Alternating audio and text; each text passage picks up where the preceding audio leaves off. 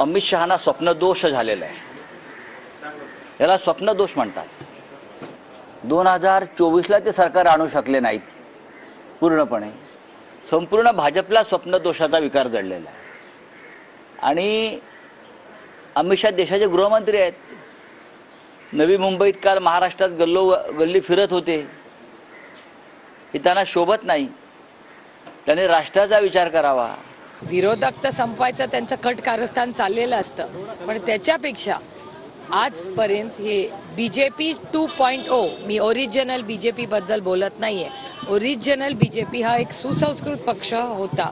हे बीजेपी 2.0 जे आहे ते मित्र पक्षांना आधी संपवतात असं साधारण एक समज आणि अनुभव हा अनेक पक्षांचा आहे. तुमच्या बरोबर तुमचे इतर मित्र पक्ष असतील, ज्याच्यात शिंदे साहेब आहेत, त्याच्यात अजितदादा आहेत, यांना तुम्ही काय संदेश देताय की तुमचा आता वापर आम्ही लोकसभेला केला, विधानसभेला तुमचा आम्ही वापर करू आणि 29ला आम्ही स्वबळावर जाऊ.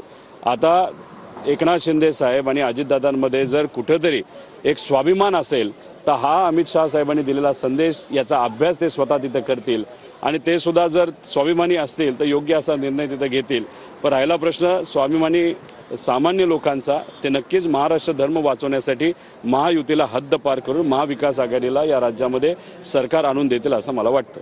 एक बाळाला टाकला की दुसरा बाळ आहेच मांडीवरती. म्हणजे त्यांना मजबूत हाताने 40 खासदार देणारा की YSR रेड्डी, जगनमोहन रेड्डी, याला कधी त्यांनी मांडीवरून उचलून बाजूला ठेवलं कळलंच नाही. मग तुम्हाला असं वाटतं की महाराष्ट्रामध्ये पण नाही मला अजितदादांना बाजूला करतील असं ते स्वतः म्हणतायत ना, मी कुठे म्हणतोय.